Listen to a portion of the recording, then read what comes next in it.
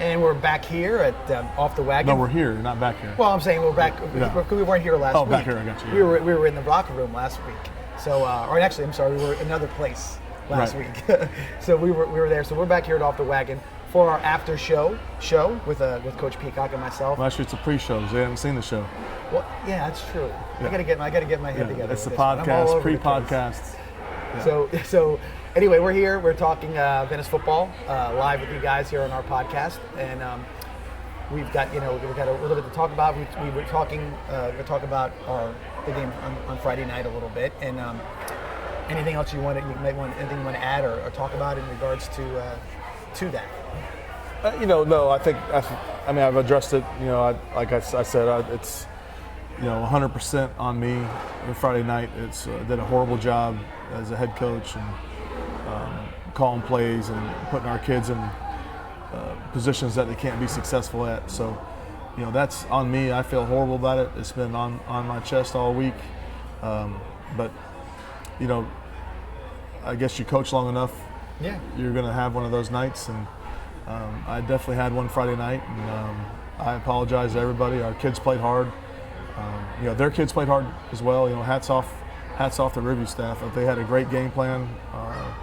We were definitely outcoached on both sides of the ball. They made it a game exactly how they wanted to do it. And everything kind of worked out. In my opinion, I don't know exactly what their game plan was, but I think their game plan was to keep us off the field. Whatever they were doing, worked. And they did a great job executing it. They didn't give up any explosive plays other than just the run plays that were big chunk plays. But other than that, I think they went in trying to not give up big chunk plays to Malachi and our wide receivers, and they accomplished that for sure. And ultimately, their kids played and they made enough plays at the end and won the game. And hats off to them and their staff. Other than feeling the sorrow of losing, I am happy for some of those guys over there this is a great accomplishment for them. We've been on the winning side for quite some time, and for them to accomplish that and get on the winning side, I'm happy for them as well. So, well, you mentioned that, but two things like that can't come away from it. So, I game's over, fans are milling out here and there, and the fans were like some of them were very surprised at the reaction to the win by Riverview. So like you said, I said, well, you realize that how much it matters to a lot of people to have a win against Venice. You know what I mean? Because it was a celebration. It was pretty good. And I said, it does mean a lot. With that, how much after a game do you talk to the kids about a loss? Is it just sort of do you kind of trying to wipe it away, or do you play junior psychologist with them, or what exactly do you do? That's a tough question. I mean, you got to think about our losses the last 5-6 years. Our losses have been to IMG, St. Thomas Aquinas, and that's pretty much it for a couple of years. Yeah, I mean, so I think when you go into those games, when you go into IMG, obviously we're a huge underdog, and so I think everyone knows, we don't have anything to lose here. We're going in and playing a nationally ranked team, and I think we're all kind of on the same page going in that. Yeah. And then when you lose to St. Thomas, obviously you're in the kind of the same boat. We were fortunate enough to beat St. Thomas 2 years ago and win a state championship, but. It's tough, man. It was. I haven't had that feeling of that in my gut since 2007. We've lost some games, and we lost to Vera last year too. I was going to mention that too. So yeah. I don't remember that one. Oh yeah. But it's been a very, very long time since we lost a game that we should have won. Yeah. Or had a chance to win, or we.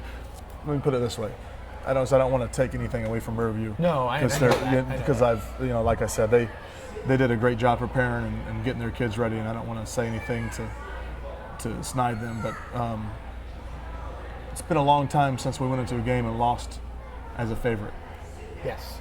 If that makes any sense. So, and then when I say favorite, I'm guessing we're talking about like the experts and Joe Pinkos and all that. Sure. So it's been a long time since that's happened. Yeah, and like I said, and again, with all that, you said the kids, like I said, they're all pretty resilient, and I think again, we talking about going to the next level, the next game.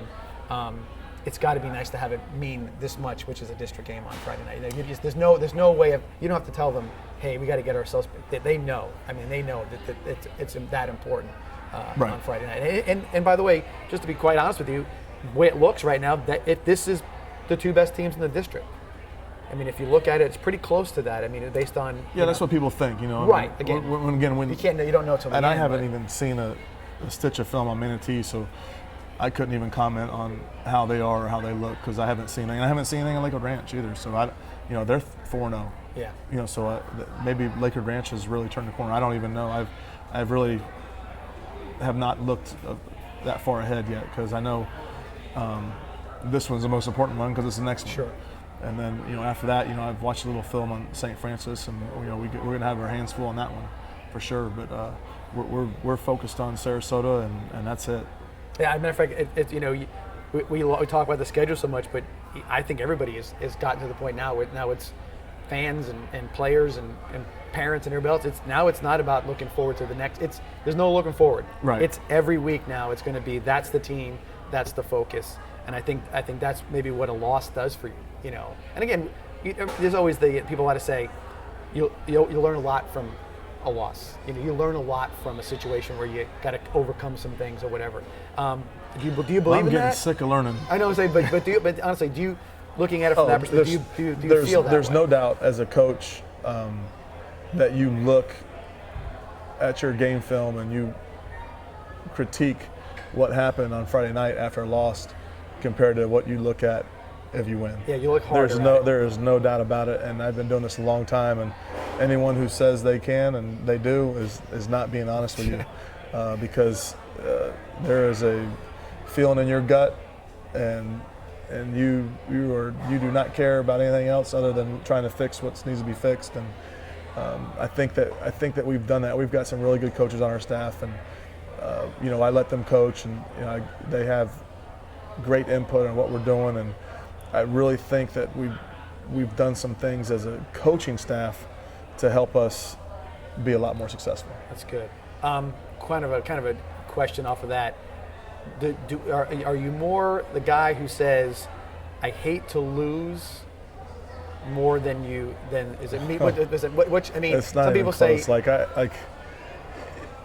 it's not even close. You win a football game, it's almost like, oh gosh, all right, now who's next? right. And then you lose a football game. It's a bad feeling. It's a bad feeling that I don't want to really have to deal with anymore. Well, and because they asked a lot of coaches, like, hey, which side is better, to cherish the win or hate the loss? You know what I mean? Which is the motivator? I wish you could cherish the win, but I think, me personally, I always fear losing. I fear losing going into a game, and I can't stand it.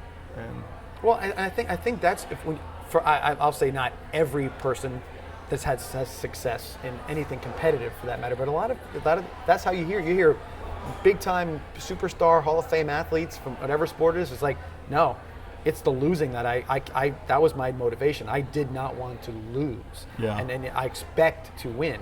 And I think that could be, and that's a big difference in a lot of different with that. Yeah, we expect to win, but I fear to lose. And I think that's I think that's been really positive in our preparation on these games is just the fear of losing. I think it's funny that the most relaxed I've ever been game week was a game week up to our state championship. Mm-hmm. I didn't fear that we were going to lose that one. Yeah. Until I was scared to death. Was it Saturday? Yeah. Saturday morning, I was scared. Here we go. It's on. Yeah. I didn't let anybody smile or do anything with it. But other than that, I felt pretty good about that one. But, I fear about Friday. But we've done a great job preparing. The kids are ready. I don't want them to ever fear that, but I want them to be loose and play football. I think that's the other thing. So I mean, you said. There is something to say you're prepped right, you're everything to go, and then go out there and let it flow. Right. I think probably right up to the first whistle, I think there might be some apprehension or butterflies, you want to call it that, or whatever it may be. But once you're in the game and you're prepped right and you feel like you got a good, then the flow starts, and maybe a little bit of that angst is sort of released at that point. But we've repped so much because we've really kind of reduced what we're doing, and we've repped it so much this week. We are going to. It's only Tuesday, but we are going to rep it so much this week. It's going to almost be like the old saying, "We've done it so much, we can't do it wrong." Yeah.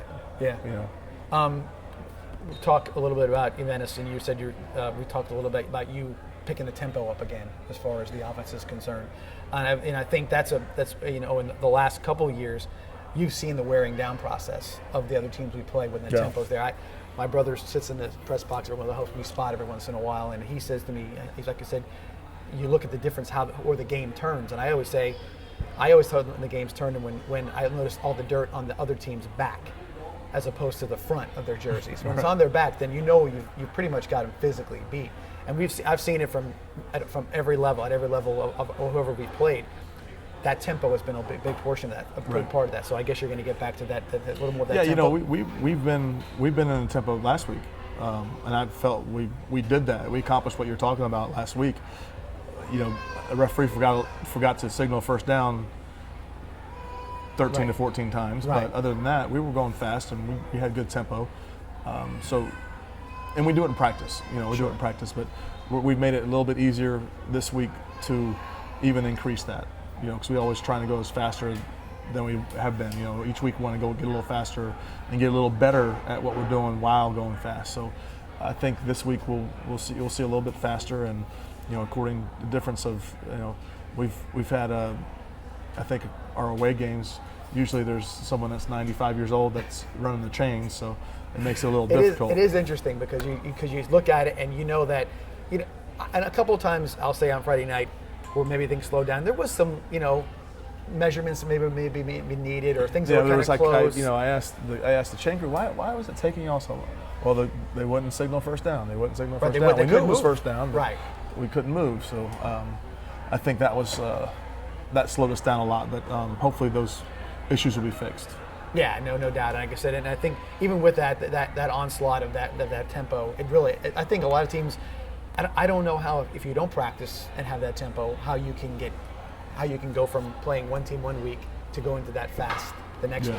A lot of teams are going to that. You see a lot of teams. I think, just looking around the area, I think Palmetto's gone to a tempo.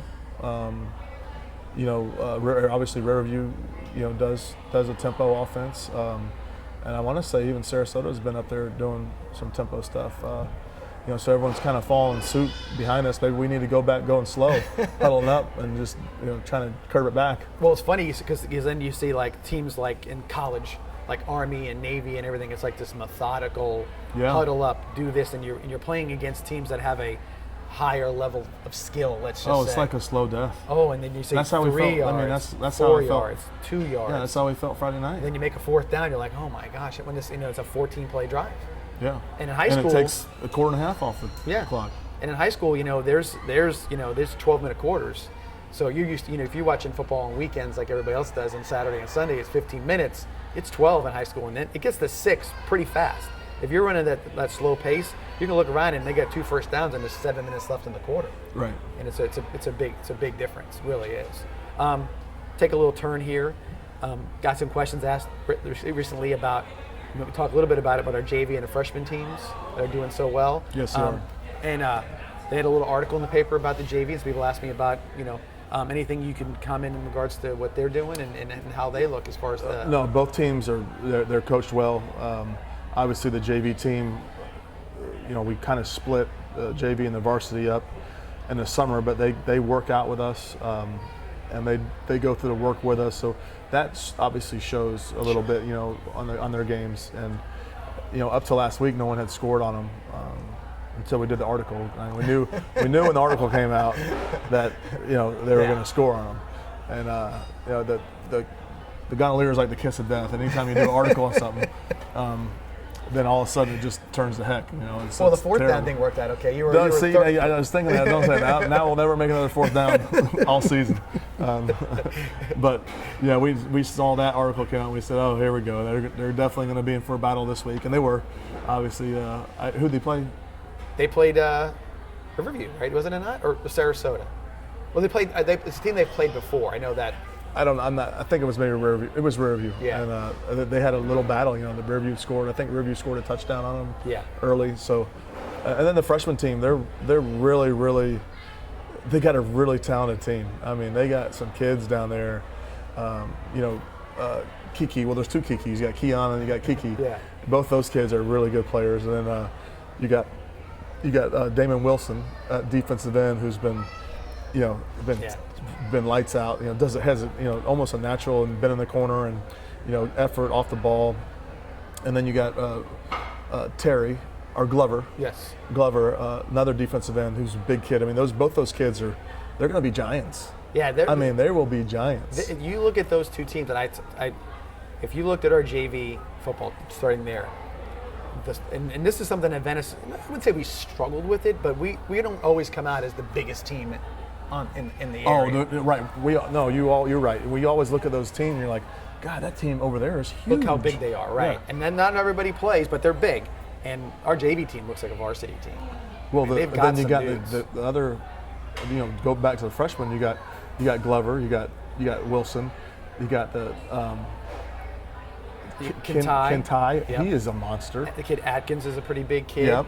Even the quarterback Eaton, he's not a little kid. No, he's a good player. He's big. Matter of fact, you talk about the two, and then Kiki and Keon. you got Larry Shannon. Right, he's tall. The real Larry lanky. Shannon. Yeah.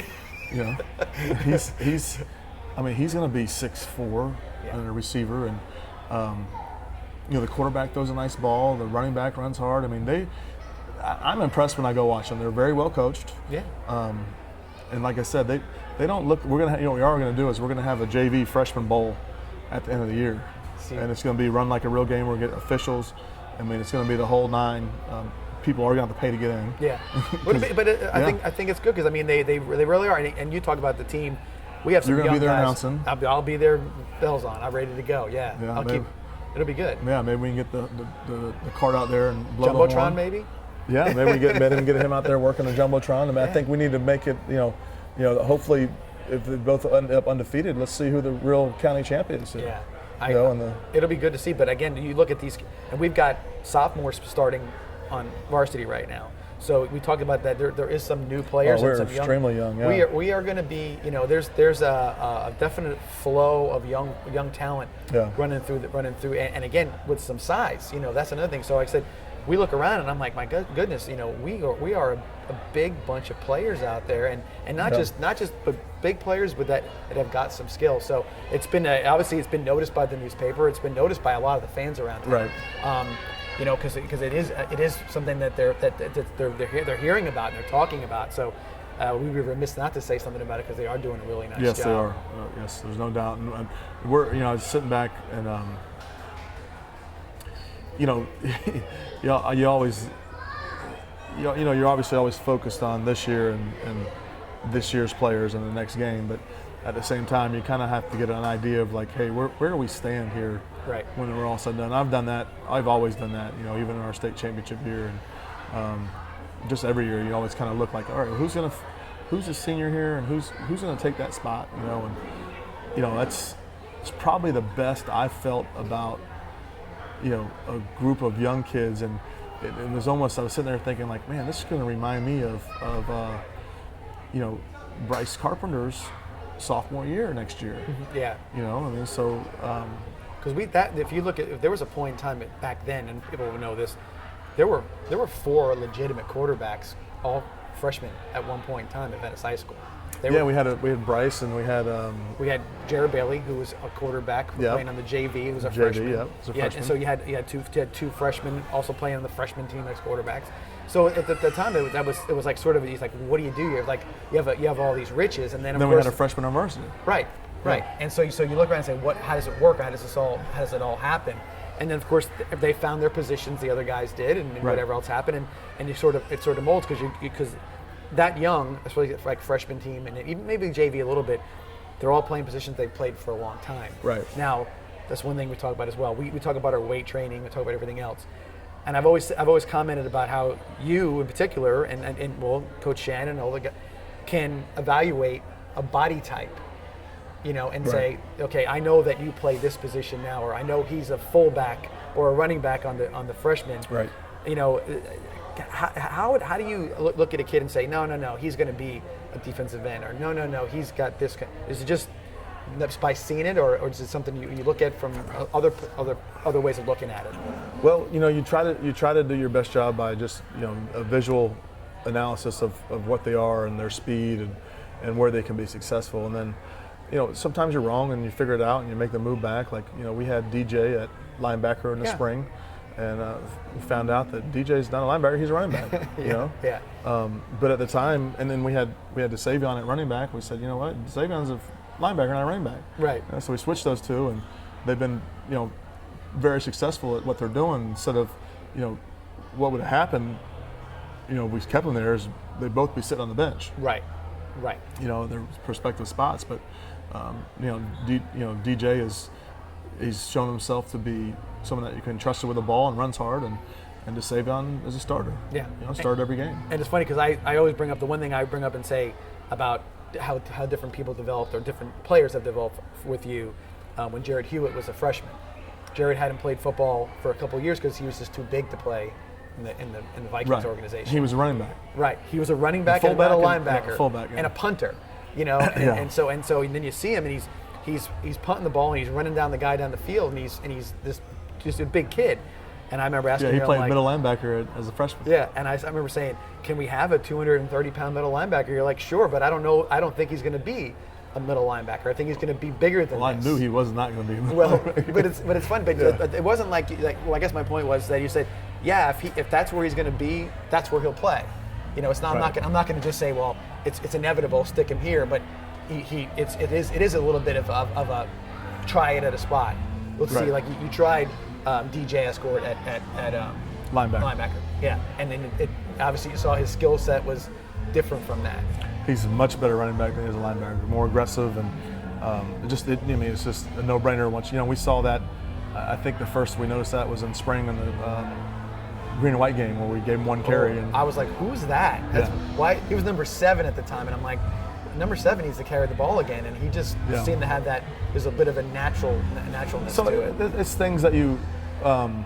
It's just a process, and sometimes we get it right off the bat. Sometimes we get it wrong, and we make the move later, and kind of go from there. And then a lot of times there's certain guys that will move for need. I mean, we look at like Scott Shanky. Like we needed him, the state championship year. We needed him to be an offensive guard, and then the following year we needed him to be a defensive tackle.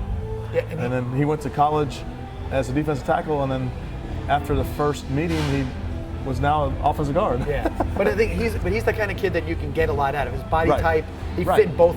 He can fit both, correct. Right. And then sometimes that's the way it is with a defensive back and a wide receiver. Where sometimes, hey, if you're not going to start at wide receiver, maybe you can go over here and start at defensive back. It's all about trying to get the kid in the best spot where he can play and be the most help as far as your team goes. Well, one of the things I talked, so you're at the freshman games, I'm at the freshman games, and kids are playing a spot or whatever, and they move them to different positions. And sometimes, I'm not saying there's a resistance to it, but it's like, hey, I've been doing this for this long. And I always tell the parents, and even if they're asking questions or whatever, they might say, what about? I said, no, if they move positions, they want you on the field. They're trying to get you on the field. You know what I mean? And they're looking for the best spot for you to get there. So don't resist it. I mean, let it happen. Yeah, I mean, if you want to sit the bench and you're not the guy. I mean, that's not the way to go about it. You always try to find somewhere where a good example is Logan Haney. Right. Who's now he starts at center for us, and he was a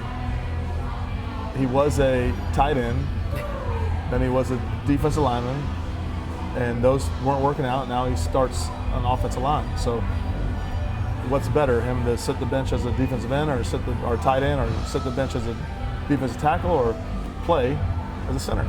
So I think he would answer the question. He'd rather be playing. Right, and I think that's a big thing, because I think again, the kids are always like, can I do this? And I said, well, you're never going to know unless you try. Right. You're never going to know unless you put the same effort into that as you put it, or the full effort into it. And then next thing you know, you're that guy. You can be that guy. You would never. I bet you've asked him 2 years ago, you're going to be the starting center, and your senior year he would have laughed at everybody. Yeah. There's no way it's going to happen. Well, like I said, I know a lot of people ask about that because I said, how does that all happen? And I guess it's a little experimentation, a little bit looking at body type, a little bit looking at different things like that. I know that's been, and even people say about recruiting at the next level from high school to college. College recruiters are looking at guys and saying, look at his hips, look at his calves. Yep. They're looking at him in a whole different way than maybe you would really normally think to look at him. Like, yeah, well, he's been playing that, but he's not going to be there when he gets older. Right. And you see that a lot of times with maybe with quarterbacks. Like nowadays, you might have a 6'4" quarterback who can sling it, but he doesn't have it. He's not accurate. And next thing you know, he's a defensive end, and lo and behold, look, he's great at it because his body works there. Like the guy from Charlotte. Yeah. He was a backup quarterback at Charlotte, and they had some injuries, stuck him at defensive end against us. And now he's in the NFL playing defensive end. He's a pro. And I brought up today too is J.J. Watt was a tight end at Central Michigan. Right. And decided he wasn't really working out for him in there, and he goes to Wisconsin, and make him a defensive end. And he's a MVP of the league.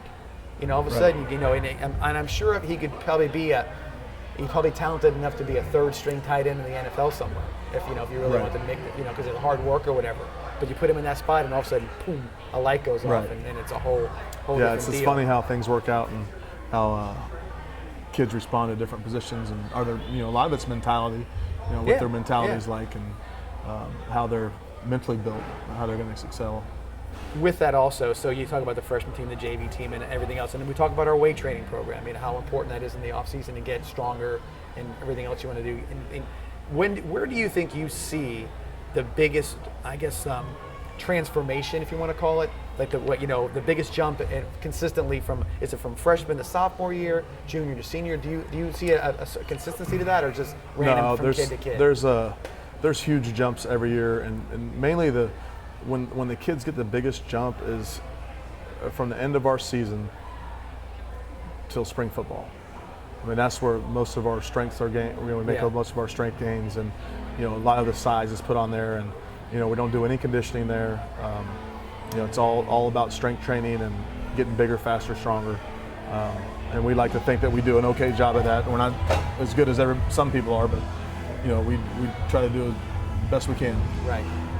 Like I said, again, I think that's another part of it too. Is that I've always seen it that I hear from you guys and say the commitment in the weight room, it applies to the there's no doubt. field. Yeah, it's immediate. Yeah, there really is no leeway with us. I mean, it's if you're not involved in another sport, you're lifting in class. If you're involved in another sport, you're lifting in class. And if you're not involved in the sport, you're lifting in class, and you're coming back and lifting after school. We spend a lot of time in the weight room in order to be successful, and especially if you're a kid that wants to go play at the next level.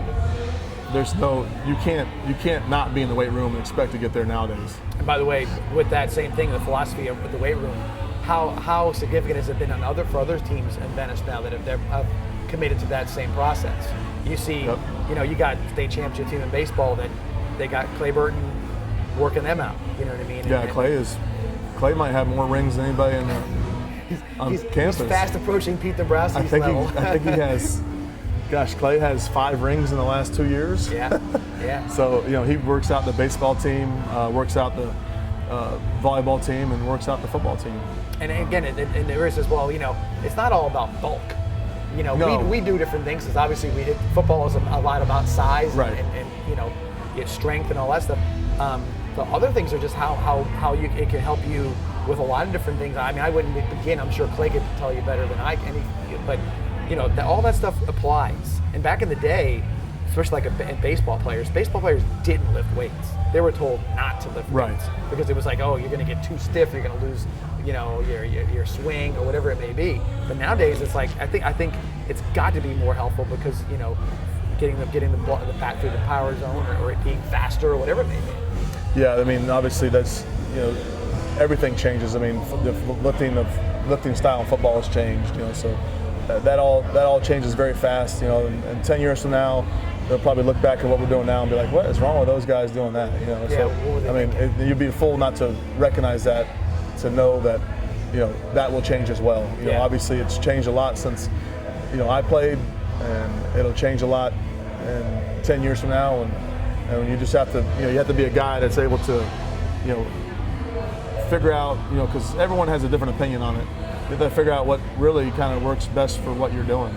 And I think we found our groove as far as all that stuff goes, and that's kind of something that we hang our hat on. Yeah. Question was posed maybe a few weeks ago to me, and talking about different things. We've seen some things happen in practice at other schools where kids have fallen ill, some have passed on the field, and we talked about something that you did years ago. I'm talking probably 10, 12 years ago, where your practice schedule is minute to minute to minute to minute to minute. Tell me, I know that's a lot about safety. It's a lot about making sure the kids are being hydrated and everything else and all that stuff. But along with that, it also kind of helped you with your tempo. How did that schedule kind of transform your practice from not just from a safety perspective, but also from being able to get those practices shorter and more effective in the long run? Right. Well, us going tempo, you got to practice tempo, and you have to drill tempo. So, everything we do is fast-paced. There's no one on the sidelines. Somebody's always involved in doing something. So, really, it just came down to, we said, hey, we're going to go tempo. We got to go 2 platoon. I would say, going fast on offense, you're not going to be able to have defensive guys out there, because they won't be able to hold up. Right. So we made that decision, and so we're able to basically split the practice up, and, as far as offense and defense, and then we're able to get our stuff done in an hour, 15 minutes. And that's. With that said, we ended up running more plays than we did before, more inside plays than we did before, more pass scale plays than we did before. So we were actually getting more work in just a shorter period of time. Yeah. And we bought the water cows to where the kids can access water at any time. Yeah, that's what I'm saying. That now all that being happening, so you're not sitting out there in practice in pads for 2.5 hours. No, hour 15 minutes. And I think so. We're talking about things that are sort of cutting edge. Everybody back in the day, hey, 3 days and practice till the sun went down or whatever else it may be. And now you're looking at it and you're saying, I'm getting more out of you. And again, based on what you did, this is a compliment to you. Obviously, you went ahead and you were sort of cutting edge, I guess. How it transferred into a more effective way to practice, and there's more safety involved as far as the heat and all the other stuff goes on with that. I met with Coach Canan about that when I was doing this and installing it, even though he wasn't really a tempo guy, but he was no huddle, and we just always we were always in that groove where we lost the second round. We were a good football team, 9-1, and then we ended up being 10-2 or 11-2 and lose the first or second round. I spent a lot of time with him and asked him some questions, and he always just said, you just got to keep cutting it back. So it got to the point, and I think the first year when we kind of, got over that hump, I think with the Roche was the first year we got over that hump, right? Yes. And so, that's when we were getting off the field at 4 o'clock, starting at 2:45, and 15 minutes of that stretch, so. And you leave there, and you're like, holy cow, we're off the field, it's 4 o'clock, and most teams aren't even halfway through their practice. Oh, but our kids at that time, they were off their feet, they were doing their homework, they were at home, showered before everyone else was done with practice. And I think that paid off as far as, just not even being on their feet that long. Well, again, in football and all athletics, let's face it, if you're playing at a high level, you're doing something with it the majority of the year. Yeah. You're doing it a certain. And so it can be taxing physically and mentally. You're like, oh my gosh, I'm never not doing something like that. But if you're home at 5 o'clock eating dinner with the family and you have time to do your homework and it's not 1 o'clock in the morning, right? All of a sudden, there's a wearing out process. I remember seeing, I'm not saying, but I'll go way back, but people would say, hey man, you guys are going to make the playoffs, or this is going to be great, and I see people's faces like, I'm done. It's I've had enough of this. Talk about commitment from a kid.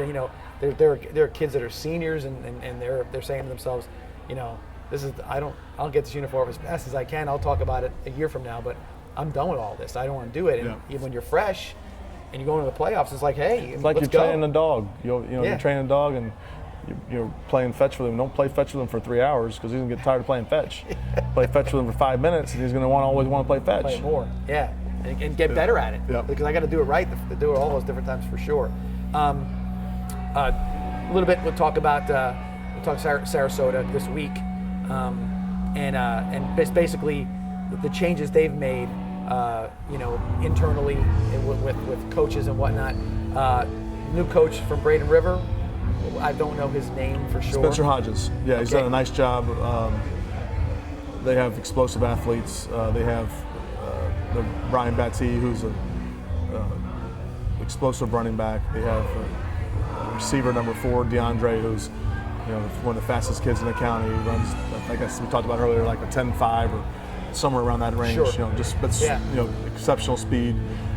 They have a great defense. They got Travis Toby from Braden River, who we are really familiar with. He's a great football player, and they're well coached, and we have our hands full. Yeah, I mean, again, that's again away game on Friday night up in Sarasota. So short drive up 41. We need all the fans we can to get there, because in the past I remember a game a number of years ago, maybe 8-10 years ago, and Venice was a bigger crowd than Sarasota, and then ever since then it seemed to be the same way for the last 3 or 4 times they've been in Sarasota, that Venice has a bigger crowd on the away side than they had at the home side. I doubt it'll be I don't think it'll be that way this year. With their success, it won't. It'll be a good deal. Yeah, because I think that then again, that's another thing that happens, how you can turn the tide quickly in a program, because now all of a sudden the enthusiasm, now you're a football player, like, oh, you're on the football team? Oh, now you're on the football team, Right. Because now it's, hey, you did throw up 75 points against Titusville, and hey, you have been doing all these different things, and, right. Hey, so there's going to be a level of excitement, and you're going to walk into a place that in the last few times we've been up there, it's been sort of a kind of a Venice home game with the crowd, right. to now being like you are the visitor and you are going to be in a hostile environment. Right. So I think that's going to be interesting to see. So yeah, we do need everybody up there. So you can make it up there. Again, short drive, it's fun. Always, it's a pretty. I know there's parking close in Sarasota, but they got some parking around, but it's not a real tough place to get to, and not a real tough place to kind of navigate. Sometimes you go to these places, like we've been to some away games, and you're like, where's the stadium and where's the parking for this thing? It doesn't seem like it's something that is a lot of fun to do for the fans, but this one's an easy one, so everybody should come out and get into this one for sure. Yeah. Anything else you want to add tonight? No, just try to catch it each week. We're going to do this around 7:30ish, and we'll kind of go from there. You're looking at. Yeah, I thought there was a question, but I didn't see a question. I'm looking for one here.